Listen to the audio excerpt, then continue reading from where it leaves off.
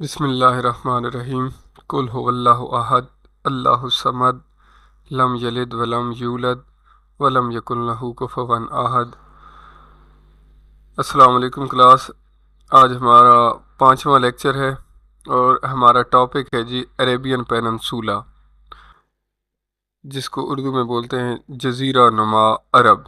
یہ جو میپ آپ کے سامنے شو ہو رہا ہے اسکرین پہ، یہ میں سیدھا گوگل میپ سے اسکرین ریکارڈنگ کے ذریعے کوشش کروں گا کہ آپ کو چیزیں سمجھا سکوں، تاکہ یہ رٹا لگانے کی بجائے آپ چیزوں کو میمورائز کر سکیں، آپ کو جیوگرافیکلی چیزوں کا پتہ ہو۔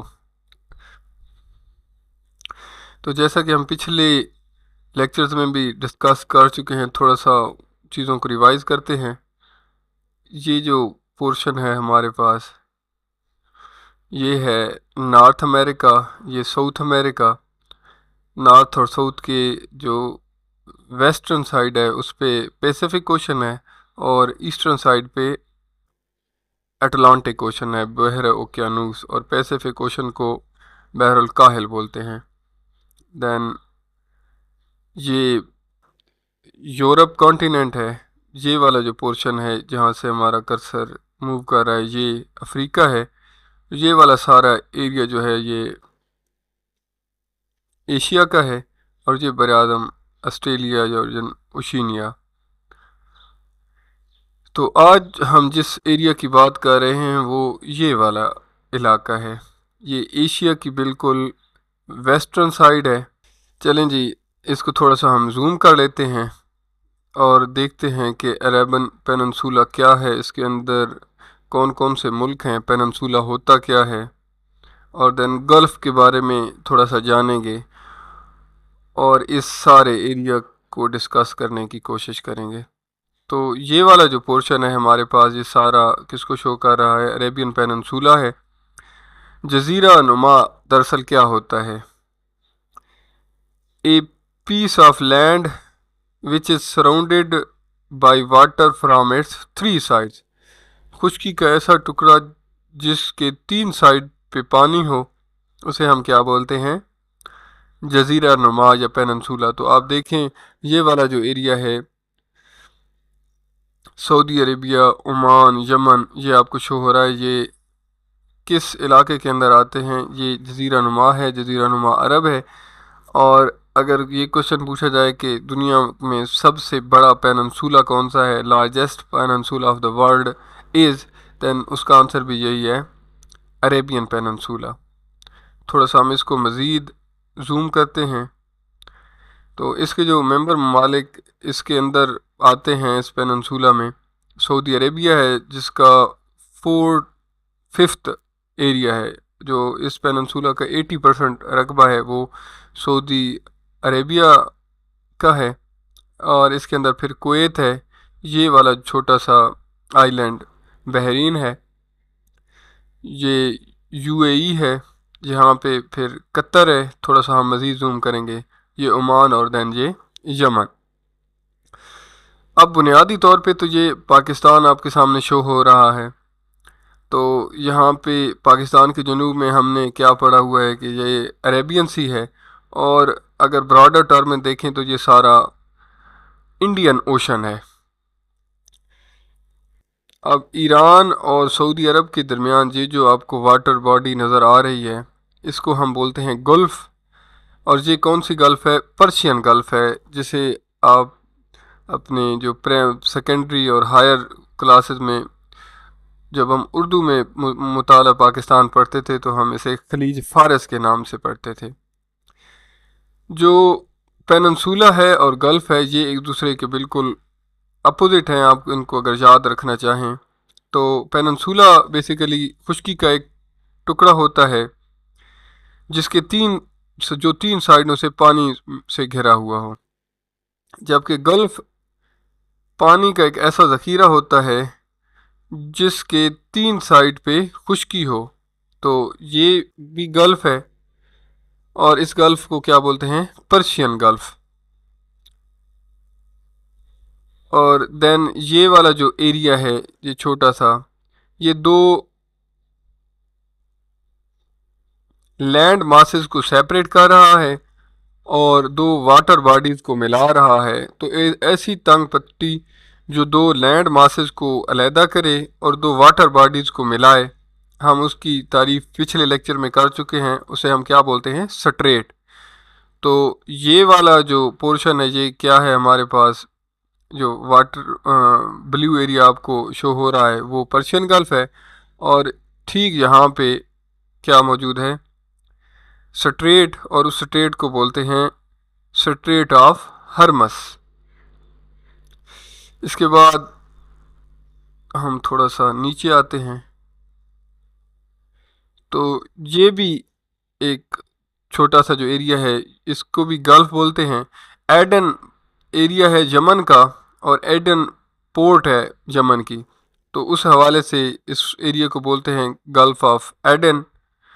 और ये वाला जो वाटर बॉडी है ये लिखा हुआ भी है, ये रेड सी है, इसको बहरा अहमर बोलते हैं। और देन ये वाला जो एरिया है इसे मेडिट्रेनियन सी कहते हैं, यानी मेडिट्रेनियन सी को हम उर्दू में बोलेंगे बहरा रूम। और हम पिछले लेक्चर में डिस्कस कर चुके हैं कि जो मिस्र के अंदर है एरिया में आती है नहर सुएज़, वो रेड सी को मिलाती है मेडिट्रेनियन सी के साथ। चलें जी, और ठीक यहाँ पे बिल्कुल छोटी सी सेम एक पानी की तंग पट्टी है जो जबूती और यमन को अलहदा करती है, और रेड सी और गल्फ़ ऑफ एडन को मिलाती है, दो वाटर बॉडीज़ को मिलाती है और दो लैंड मासेस को सेपरेट करती है। तो ये जो स्ट्रेट है, इस स्ट्रेट को बोलते हैं स्ट्रेट ऑफ अल मंदाब या अल मंदाब स्ट्रेट बोलते हैं। और यहीं से वैसे अभी जो इसराइल और कन्फ्लिक्ट चल रहा है फ़लस्तीन का, गज़ा पे उन्होंने चढ़ाई की हुई है, तो यमन ने सबसे पहले रिस्पांस दिया था, तो वो यहीं से अटैक करते थे। चलें जी, अब हम प्रॉपरली देख लेते हैं कि इसके अंदर कौन कौन से मुल्क आते हैं। तो सबसे पहले ये यमन है, यमन के बाद ओमान, ये वही ओमान है जिससे हमने 1958 के अंदर गवादर बंदरगाह ली थी। ये फिर UAE है, मुत्तहिदा अरब अमारात, उसके साथ ये मुल्क कतर है, और फिर कतर के बाद ये पर्शियन गल्फ़ की वेस्टर्न साइड पे है जी, बहरीन आइलैंड पे मुश्तमिल है। दैन ये सारा जो 80% एरिया है इस पेनिनसुला का वो सऊदी अरेबिया पर मुश्तमिल है, और दैन ये है कुवैत, और कुछ एरिया इसमें आ जाता है इराक़ और जॉर्डन यानी उर्दन का भी। अब हम यहीं से इनकी कंट्रीज़ के याद कर लेते हैं, कैपिटल और करेंसीज। सबसे पहले करेंसीज देख लें, तो ये जो सऊदी अरेबिया, यमन, ओमान और चौथा मुल्क है साथ में कतर, ये एक साइड पे हैं वेस्टर्न साइड पे। इन चारों मुल्कों की करेंसी है जी रियाल। तो सऊदी अरबिया की अगर करेंसी आपको आती है रियाल, तो यमन, ओमान और देन कतर, इनकी भी सेम ही करेंसी है। इसी तरह जो ऊपर के चार मुल्क हैं, जॉर्डन यानी उर्दन, इराक़, कुवैत और बहरीन, इनकी करेंसी एक ही है और वो है दीनार। अब इसके अंदर सिर्फ एक मुल्क बाकी बचता है और वो है UAE, मुत्तहिदा अरब अमारात, यूनाइटेड अरब एमिरेट, और इनकी करेंसी है जी दिरहम। इसके बाद हम 1 बाय 1 सारे कंट्रीज़ को थोड़ा सा देख लेते हैं, उनके मतलब जो जनरल नॉलेज है, जो करंट अफेयर का कोई पॉइंट्स है हम उनको डिस्कस कर लेते हैं जी। तो सबसे पहले हम यमन की तरफ आते हैं जी। यमन का कैपिटल है जी सना, और इसकी ये आपको कैपिटल शो भी हो रहा है। इसको मैं थोड़ा सा मज़ीद जूम कर लेता हूँ जी। यमन के नॉर्थ पे है जी सऊदी अरेबिया, इसके साउथ पे है gulf of Aden, western side पे है यहाँ पे रेड सी, और ईस्टर्न साइड पे है ओमान। इसका कैपिटल सना है, करेंसी हम ऑलरेडी पढ़ चुके हैं वो रियाल है। और इसके हवाले से अब एक मेन पॉइंट है यहाँ पे, ये हौसी बागी اسی سائٹ پہ موجود ہیں جب عرب سپرنگ ویو آئی تھی. عرب سپرنگ ویو 2011 میں آئی تھی، اور جو عربین پیننسولا ہے یہاں پہ ایک سسٹم چل نکلا تھا کہ عوام باہر نکلتی تھی، احتجاج کرتی تھی اور اس حکومت کا تختہ الٹ دیتی تھی، نئے حکمران آ جاتے تھے. تو اس دوران حوثی باغی احتجاجاً علی عبداللہ صالح کی حکومت کے خلاف نکلے، جس کے نتیجے میں 2012 کے اندر علی عبداللہ صالح کی حکومت کا تختہ الٹ دیا گیا. پھر 2012 میں یہاں پہ پاور کے اندر آیا منصور ہادی، اور وہ بھی پھر ان ہوتیز کے ایشو کو ریزالو نہیں کر سکا. پھر 2014 کے اندر جو ہوتی باغی تھے انہوں نے جو کیپٹل تھا سنا، اس کے اوپر حملہ کیا اور اس کو کیپچر کر لیا. تو اب یہ ایک الارمنگ صورتحال تھی جو اس ایریا کے دیگر ممالک کے لیے، جس طرح سے یہ بغاوتیں ہو رہی تھیں. تو سعودی عرب اور دیگر ممالک نے مل کے ان حوثی باغیوں کے خلاف کارروائی شروع کی، اور یہاں پہ یمن میں کافی عرصہ تک آپریشن یہ جو حوثی باغی ہیں ان کو ایران کی سپورٹ حاصل ہے اور کچھ حد تک ترکی کی بھی. ہمارا جو نیکسٹ کنٹری ہے وہ ہے جی عمان. چلیں جی، عمان کا کیپٹل ہے مسقط، یہ آپ کو شو ہو رہا ہے ان کا کیپٹل، اور عمان کی کرنسی بھی ہے سیم ریال. تو چار جو ملک ہیں جن کی کرنسی ریال ہے وہ سعودی عربیہ، عمان، یمن اور دین قطر. ان چاروں ملکوں کی کرنسی اس پیننسولا میں ریال ہے. تو عمان کے حوالے سے جو مین پوائنٹ ہے، یہ آپ کو گوادر پورٹ شو ہو رہی ہوگی. یہ پاکستان کا علاقہ ہے تربت. اس کو تھوڑا سا ہم مزید یہ دیکھ لیتے ہیں. یہ پاکستان ہے. تو جو پاکستان نے گوادر پورٹ حاصل کی تھی، یہ کس ملک سے خریدی تھی؟ یہی عمان کنٹری تھا. کب خریدی تھی؟ 1958 میں. اس وقت پاکستان کا صدر کون تھا؟ یا پاکستان کا صدر تھا جی اسکندر مرزا، اور وزیر اعظم تھے اس وقت ملک فیروز خان نون. اور خان آف کلات نے جو ڈپلومیسی کے تحت انہوں نے جو پیسے تھے وہ میجر پورشن ادا کیا تھا کس ملک کو؟ عمان کو. اور یہ گوادر جو پورٹ تھی یہ کتنے عرصہ تک عمان کے پاس رہی؟ 174 ایئر تک عمان کے پاس رہی. اس کے بعد ہم بڑھتے ہیں یو اے ای کی طرف جی، متحدہ عرب امارات. چلیں جی، یو اے ای کا کیپٹل ہے جی ابو دھابی، اور اس کی کرنسی ہے درہم. اور متحدہ عرب امارات یہ 7 ریاستوں پہ مشتمل ہے، 7 ایمریٹس پہ مشتمل ہے. اور جو اس کی ڈیولپڈ ریاستیں ہیں وہ ابو دھابی ہے، دبئی ہے اور شارجہ ہے. اب یو اے ای کے حوالے سے جو سب سے اہم پوائنٹ ہے وہ برج خلیفہ ہے. برج خلیفہ کون سی ریاست کے اندر ہے؟ وہ دبئی کے اندر ہے، اور اس کی جو ٹوٹل ہائٹ ہے وہ 828 میٹر ہے. اور یو اے ای پہلا گلف کنٹری ہے جس نے اسرائیل کو تسلیم کیا.